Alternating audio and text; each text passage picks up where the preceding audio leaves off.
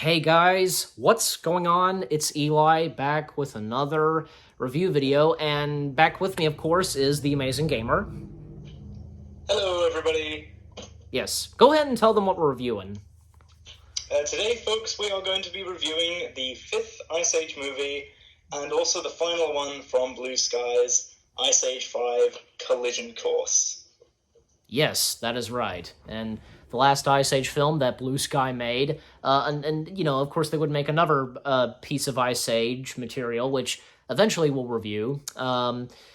So yeah, Collision Course. You know, it took me I don't know why, but it took me a while to watch this. And finally, when it was on Disney Plus, like I of course did watch it, missed out on seeing it in theaters. But yeah, because honestly, I didn't think that I'll kind of start first. Honestly, I didn't think that this film was horrible, bad, or anything. I mean, I was doing okay with it as I was watching it. You know, because there's one thing about this that they installed in the fifth film, and we've seen before. Like, okay, specifically, of course, in the first Ice Age film, where they're in that ice cave, and where Sid sees these like ice like things frozen, like it's like an ice museum or whatever. We see a frozen dinosaur. Well, that would lead its way to Dawn of the Dinosaurs. We would get an Ice Age film that's all about dinosaurs. And another thing that Sid notices, which is the last like thing that's frozen, is a UFO. Well, we get that in the fifth the fifth Ice Age film. And of course, not just say with the UFO, but the whole thing of meteors happens as well, which that does make sense. But okay, but we'll come to you, Amazing Gamer. What are your first things to say on Ice Age 5? Well, when Ice Age 5 came out, it was around a time where I was sort of distancing myself from the Ice Age franchise, because, I mean, as all right, I guess, for the age I was at, where the fourth movie was kind of good. Like, I didn't really pay attention to what critics said at that young age.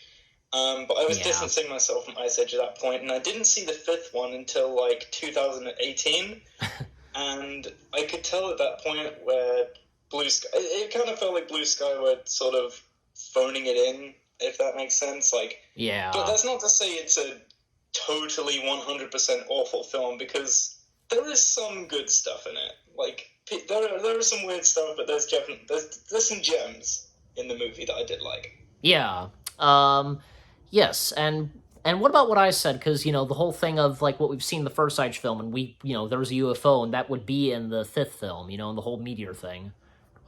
Yeah, and I like how they played into that, and we finally get back to the UFO, because I remember being young thinking like, oh, wouldn't it be fun if we could somehow break the ice and see what that UFO was like? And as we see at the beginning of the film, that's the first thing they do with Scrat as well, which is really neat. Yeah, it could be the same UFO like in the first movie. Who knows?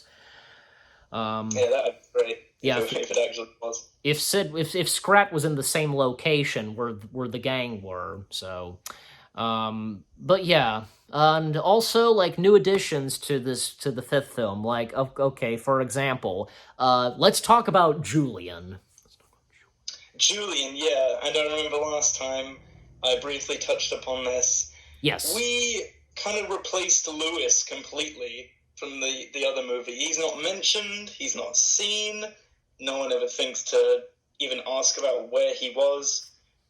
He's just forgotten as soon as he's introduced, which is really sad, because I did actually like his character in the fourth one as well. Yeah. Yeah, because that was the only time that Lewis ever appeared in the fourth film, and well, after that, because when we got another Ice Age special, like from the Easter one and the fifth film, yeah, Lewis was never seen again after the fourth film, and Julian, because out of nowhere, because Julian steps in, and okay, we really didn't get to know him that much. Like, well, I don't think it was established how both him and Peaches met. He's just there, and very soon they want to get married. Yeah, his introduction was really clunky. Like, it's just like, it's weird how you just introduce a new character with one single shot. There's no explanation as to why they're there. There's no backstory explained with him. He just felt like a device to just make Manny mad Yeah.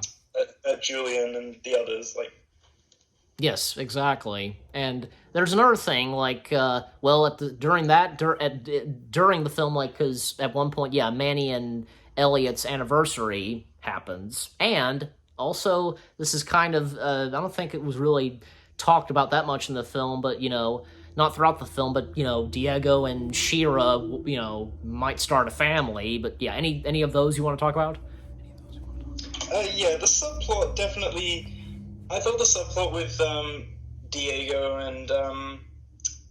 and Shira having a family, I thought that was genuinely going to be touched upon a little more, because it's only at the beginning of the film for about 30 seconds, and then just at the end of the film, the kids actually want to listen to the story of how they saved the world from the meteor, and that's about it. And I'm like, oh, I thought there was going to be more to it than that, but Yeah. there wasn't. I thought that could have been a great B plot as well. True, yeah.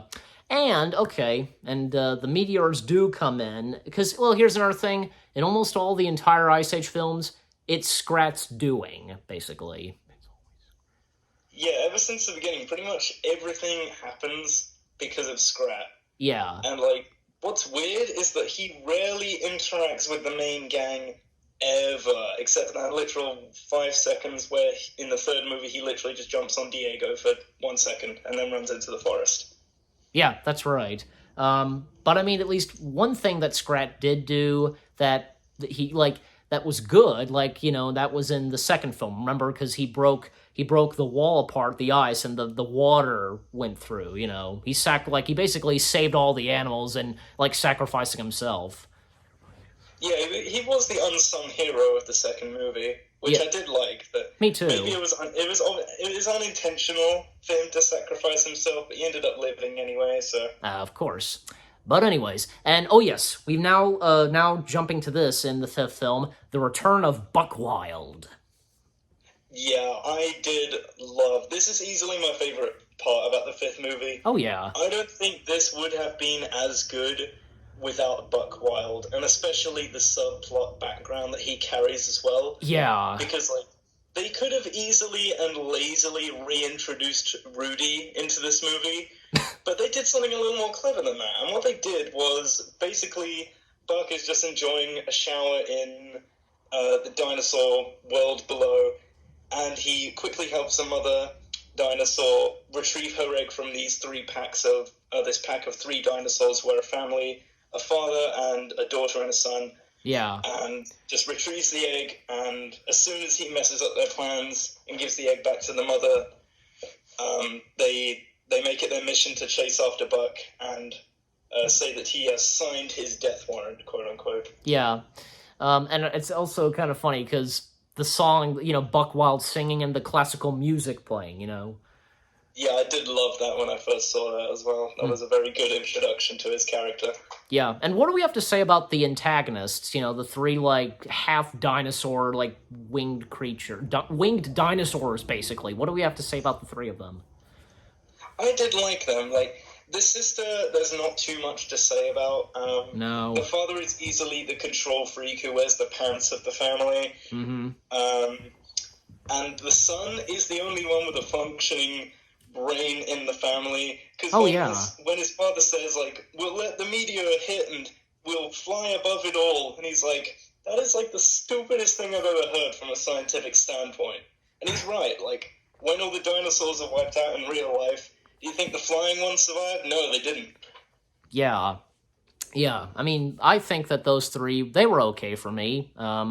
They eventually, of course, become good all of a sudden, Yeah, and I am glad that, when they finally see that there really was no paradise, they do turn around and realize, oh god, okay, we have to work together on this, just this once. I'll be happy to work with my worst enemy if I get to live.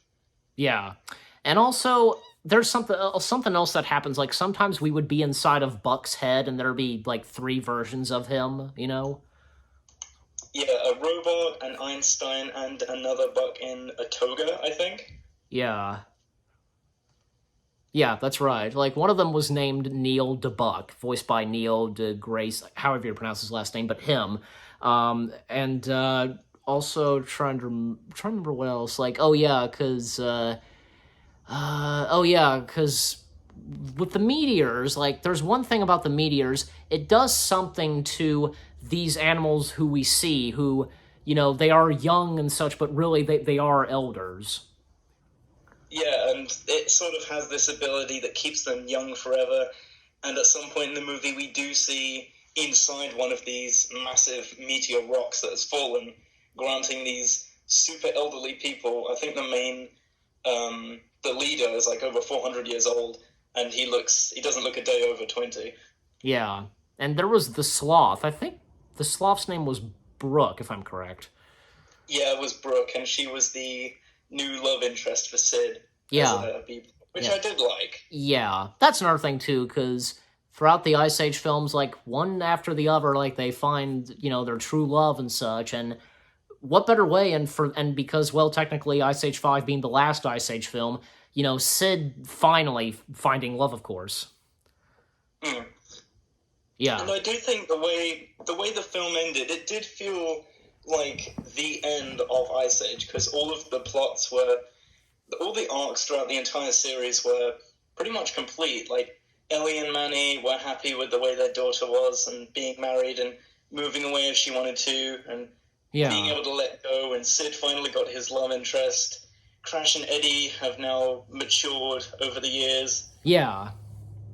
It Exactly. feels very complete, so if people decided to stop watching Ice Age after this, they feel pretty satisfied. Yeah. Like, don't you feel like that Ice Age 5 was, like, the true, like, closing chapter of the franchise? Yeah, it definitely felt like the last hurrah, and definitely the stakes were high for it as well. Yeah. Another thing is that even like the climax and like the meteors, like, well, the giant meteor that's coming in, well, like, it's like a magnet, like it's attracted to something magnetic, and so, this was the moment, Manny and Julian, they become the heroes, and they erupt the volcano, and because they became the heroes basically. Yes, exactly, and I guess for the main last minute of the movie, one of the Bucks in Buck's head, what was the name of the really smart one again? Neil DeBuck. Neil DeBuck. Yeah, he does explain what happened to Mars and says it used to be a planet Earth, and says what happened, and then we see Scrat in a spaceship crash into a lake on that planet, and sees that apparently him crashing, his impact caused the entire world to lose its grass, its clouds, its water, and Scrat was the reason why Earth turned to Mars in the first place. Yeah. Yeah, that's funny. And yeah, and trying to remember something else, like some funny moments, like, oh yeah, because when I think, yeah, Granny, because we didn't talk about that much about Granny interacting with the three like winged dinosaurs. Yeah, and the way she, even after being eaten by one, she still tries to find her way out, and she says, "Oh wait, no, I can still see the light." And if you're of the right age group, you'll know exactly where she's looking. Yeah, exactly. And something else. I feel like there was something else that was like funny. I still, to this day, I still have not heard this. I never caught this. Apparently I read this on this IMDb page that there's one line or whatever where Sid does not speak with his lisp. Yeah, I do remember there being one line in this. I think it was in this final movie. Yeah, it was. He speaks with no lisp, and that was kind of strange when I first heard that. I can't remember when it was though. So you did caught it, and you have heard him speak with no. I have heard it before. Yeah, I just can't remember where it was in the movie. Well, neither can I. I don't know where it is, and like I can't. To this day, I still haven't heard it. Just I can't tell. I still can't tell. But also, I feel like mentioning this, like, during the credits, like, I kind of like this, like, as the credits are rolling and the cast are, their names come up, and especially from Ray Romano, John Leguizamo, and Dennis Leary, there's one shot we see of Half Peak. You know what I'm talking about? Yeah, I remember that shot. That was a nice shot. I did like that.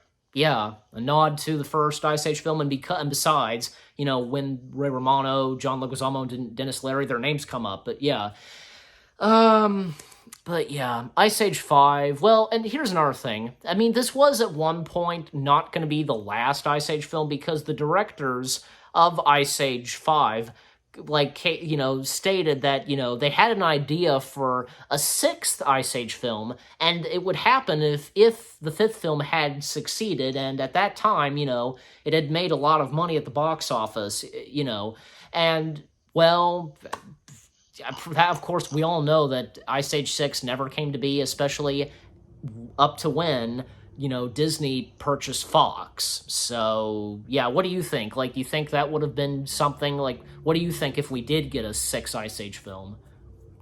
It would have been interesting to see what the sixth movie would have been about.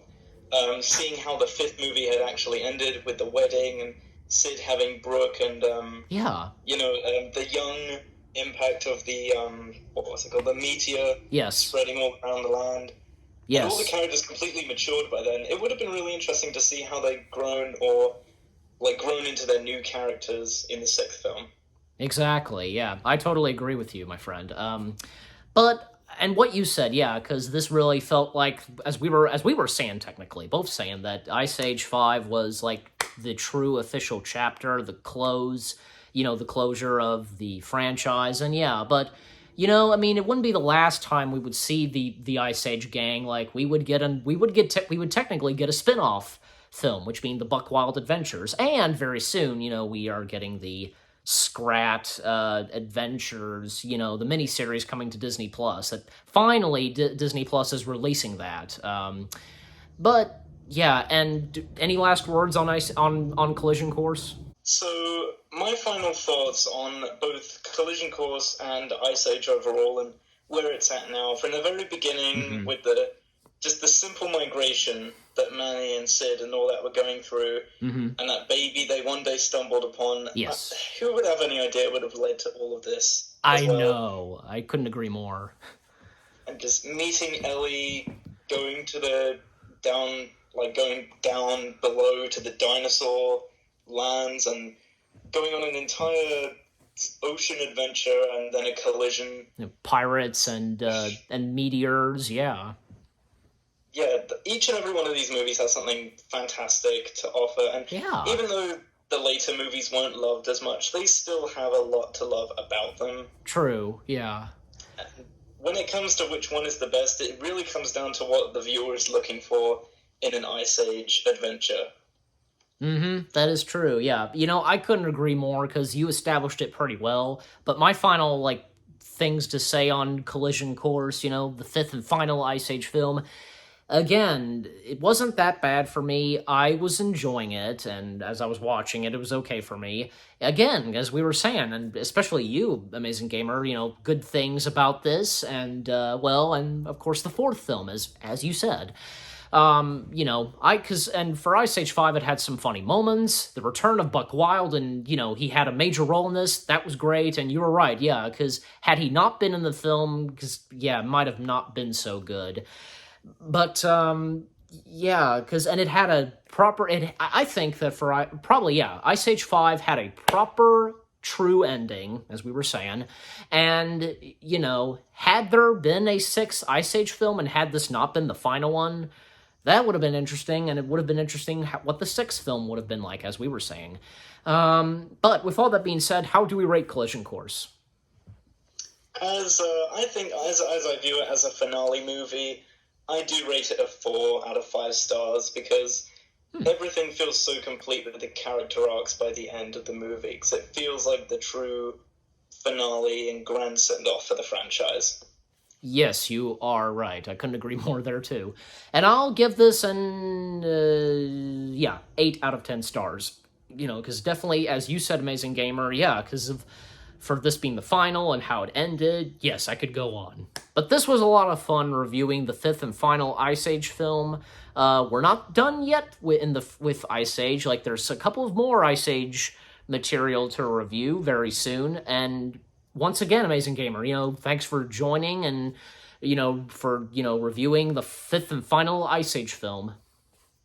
Of course, it's been a lot of fun to go through the main movies, and I can't wait to go through Buckwild and maybe even Scrap Tales, which I'm very excited for. Yeah, those two we're definitely going to do. And as you guys remember, I did review the first three, just myself, but when it came up to the fourth film, and, technically, it started with the Mammoth Christmas. From the Mammoth Christmas to now and until, Buckwild and the Scrat series, me, Amazing Gamer has been joining me. So, and I look forward to when we review the Buckwild movie and the Scrat's miniseries, and of course we'll review other stuff. Me and Amazing Gamer, like specifically very soon we will review the second Sonic film, which that will be pretty exciting.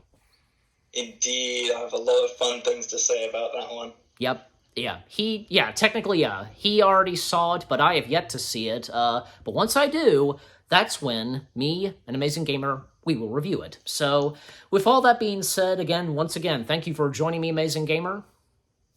Of course, thank you for having me. Yep, this was a lot of fun. We hope you guys enjoyed our review of Ice Age 5 Collision Course. More reviews coming your way. They're going to be awesome. Keep looking forward, and we'll see you guys in the next video/review. And coming next month, it's back to reviewing more Star Wars material for me. Take care, and peace out.